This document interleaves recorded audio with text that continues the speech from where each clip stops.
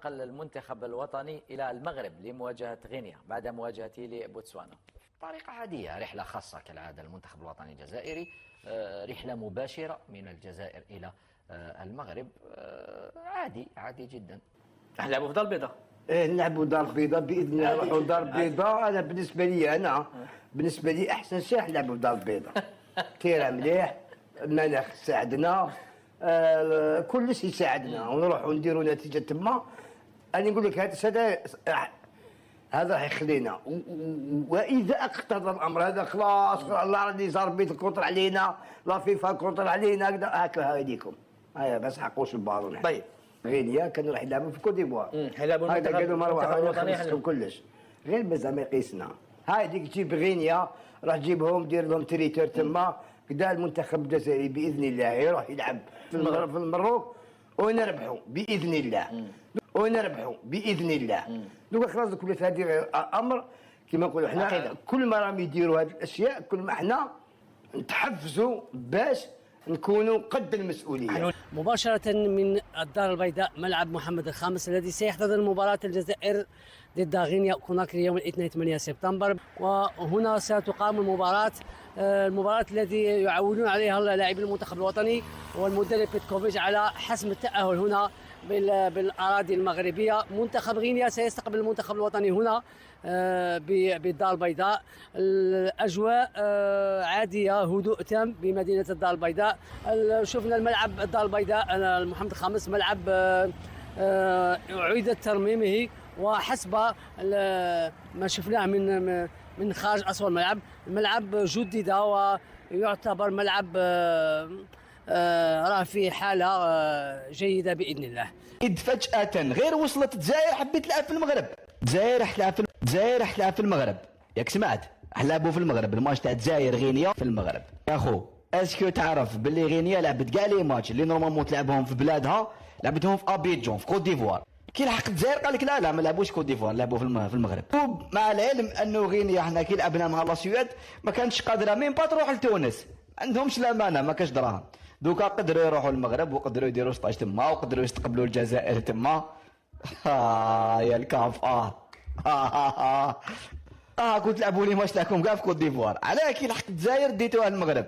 هنا الضغط غير مباشر على الجزائر. ونزيد نجاوب الناس اللي تقول لي عادي علاش تبدل الستاد تاعك في اخر لحظه؟ علاش تلعب في المغرب بالذات؟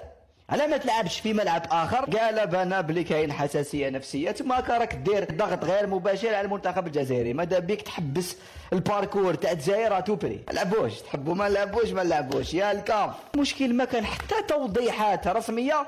علاش بدلوه علاش بدلوا البلاصه اللي موافقين يلعبوا فيها؟ علاه ولا ما خيروش بلاصه قريبه ليهم؟ علاه يا اخو. المهم الجزائر راح تلعب في المغرب ضد المنتخب الغيني. المغرب ضمن التأهل إلى النهائيات للمرة الثالثة على التوالي، للمرة السابعة في تاريخ الكرة المغربية في أفضل أحوالها على جميع المستويات وعلى جميع أيضا الفئات السنية، بعد تتويج منتخب المحليين بلقب بطولة كأس إفريقيا للاعبين المحليين.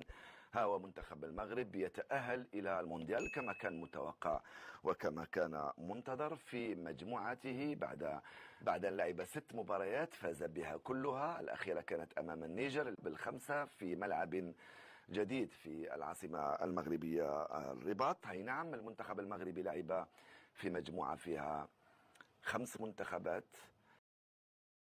لعب كل مبارياته على أرضية ميدانه ما عدا مباراة واحدة، ولكن هذا لا ينقص تماما من حجم ولا قيمة تأهله، لأنه فعلا كان يستحق التأهل بهذه الجدارة بعد للمرة الثالثة على التوالي والسابعة في تاريخ الكرة المغربية. أنا زيك بالظبط والله. أول ما شفت الاستاد ده قلت ده ويمبلي، دي إنجلترا.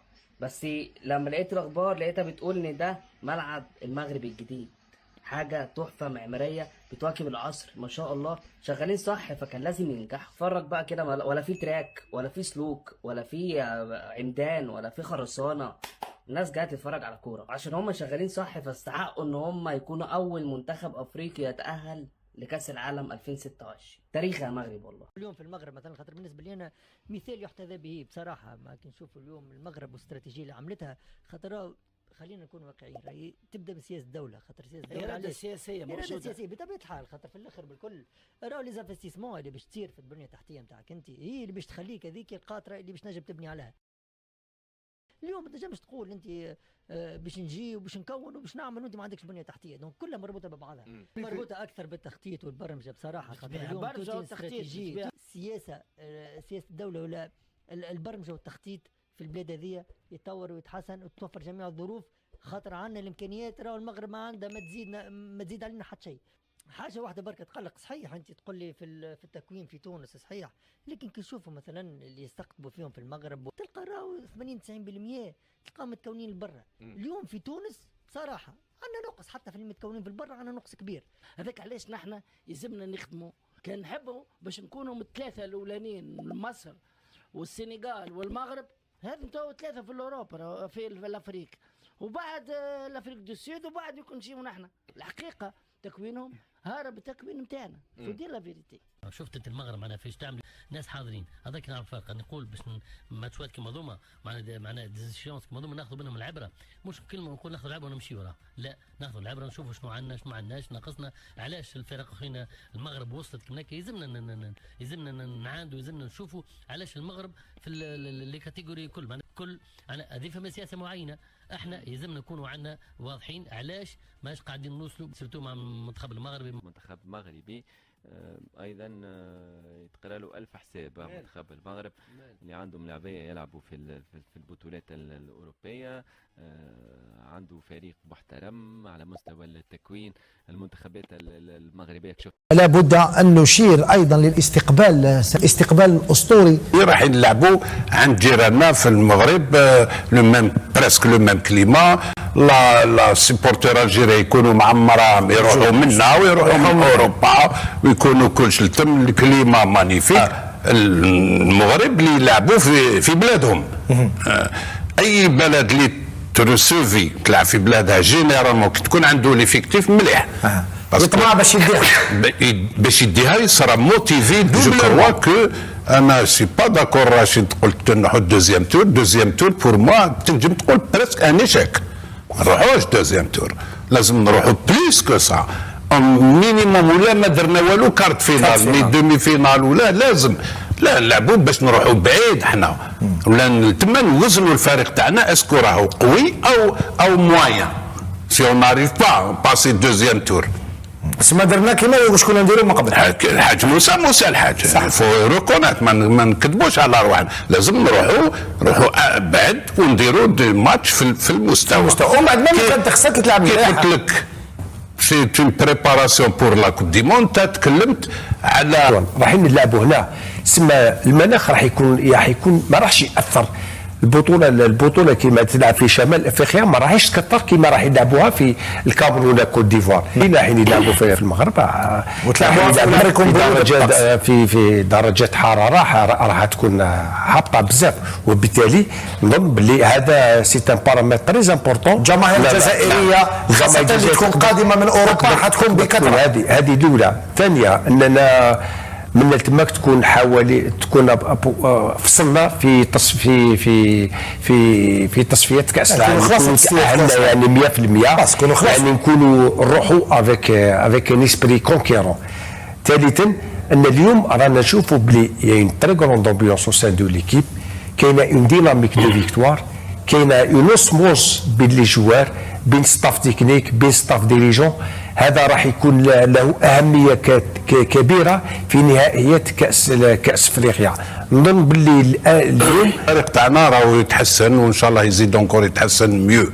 حديثنا لنهار اليوم سيكون حول تحضيرات المنتخب الوطني النسوي لكرة القدم لقادم الاستحقاقات. نتكلم أيضا عن البرنامج المسطر عن القائمة النهائية للمنتخب، وكذلك المشاركة الأخيرة في كأس العرب، أين خرجنا سيدات الجزائر من الدورة النصف النهائي من الدورة ضد المنتخب التونسي. مشاهدينا كل هذا سوف نناقشه مع مدربة المنتخب الوطني الجزائري راديا فرتول الحاضرة معي اليوم. أهلا بك راديا. شكرا الأخت لما إيمان، وشكرا على الاستضافة والدعوة. الآن التركيز كله منصب لنهائيات كأس إفريقيا، ولو نتحدث عن البرنامج خاصة أنه أمسي أو اليوم كان نهاية التربص اللي كان منذ 15 سبتمبر إلى غاية 21 سبتمبر الجاري. لو نتحدث لو باختصار راضي لأنه الوقت يذهبنا عن البرنامج والتحاق لاعبات مغتربات بالمنتخب الوطني. صحيح الأخت إيمان، هي التربص تاريخ فيفا من 15 إلى 21 اليوم. جبنا في التشكيلة كاين جبنا 16 لاعبة ينشطنا بفرنسا بأوروبا، و12 و13 لاعبة بالجزائر. هي خطوة ثانية في التحضير، هي منهجية اللي قمنا بها من الأول واقترحناها للمديرية الفنية وإلى الاتحاد وقبلوها يعني. لماذا؟ لأنه بعد التقييم اللي درناه تاع اللاعبات المحليات كان لازم علينا يعني رونفورسي يعني باغ دي جواز اللي يلعبوا برا، اللي حيمدوا أكثر خبرة، أكثر طبعا مستوى كبير، راح من أجل نخلقوا التوازن بين الخطوط الثلاثة، بين الدفاع الوسط الميدان والهجوم، وكذلك وحتى جبنا حارسة. هذا العمل بديت به من شهر أفريل، وانا باتصالات مع يعني نوادي في اوروبا، وعندي قائمه نقدر نقولوا موسعه فيها نقدر نقولوا بريسك يعني 50 لاعبه ينشطنا ماشي غير في فرنسا، حتى في المانيا، في بلجيكا، في سويسرا الأوروبية. طبعا نعم. هذا التربص من اجل هو تربص للانتقاء ونخرجوا يعني التشكيله المناسبه ان شاء الله. راح نبدوها تصفيات كاس افريقيا، الدور الاول اللي راح يكون ان شاء الله في شهر اكتوبر ان شاء الله يكون ضد مباراه ضد المنتخب السوداني. يعني كيف كنت تحضروا لهذه المباراه؟ كيفاش تشوفي المباراه القادمه؟ طبعا هي بعد هذا التربص راني هنا قعدت في الجزائر العاصمه طبعا من اجل حنديروا عده اجتماعات مع الطاقم الفني، مع المدير الفني السيد شفيق عامر، مع الطاقم الفني من اجل قبل كل شيء نخرجوا التشكيله المناسبه اللي نشوفوا فيها بعد هذا الانتقال اللي عملناه بالمزيج اللاعبات المحليات اللاعبات اللي نشوطنا في الخارج. نخرجوا القائمه وراح نوجدوا المقابله تاعنا. المقابله جات في تاريخ فيفا، راح تكون ما بين 18 و 26 مجال. قبل كل شيء احنا كتقنيين وفي كل المجالات يعني الناس يعني اللي عندهم مسؤوليات في كل المجالات حيكون عندهم نقد يعني اكيد نعم. نقد، ولكن كيكون يعني النقد البناء حيكون احسن يعني نعم. حنشاركوا كامل من اجل ايجاد الحلول، لكن كيكون يعني انتقادات لا محل لها من الاعراب، يعني انتقادات وين تجريح في الاشخاص الناس. نظن هذا الشيء ما يشرفش يعني، لا كان صحفيين ولا حتى الناس اللي راهم حاكمين يعني في الصفحات. نظن الفريق ما كانش يعني ما دارش مهزله كما راهم يقولوا كامل، بالعكس شاركنا بالمحليات. انا من المفروض كنا ننتظروا انهم يشجعوا المحليات، لانه اول مره يقولوا مثلا هذه شجاعه من الاتحاد الجزائري، من المديريه الفنيه، من المسؤوله الاولى على هذا الطاقم الفني، انهم خداو هذه المسؤوليه وما خفناش ورحنا شاركنا بالمحليات، لانه ما كانتش هناك تواريخ فيفا. ما تهربناش كما داروا ناس اخرين يعني، ما تهربناش كمنتخبات اخرى، بالعكس رحنا شاركنا. حبينا نستفادوا من هذيك المشاركه، لانه احنا قبل كل شيء الهدف الرئيسي تاعنا هو التاهل الى نهائيات كاس افريقيا. اذا هذا الانتقاد نظن انا لكل حال ما كناش يعني مركزين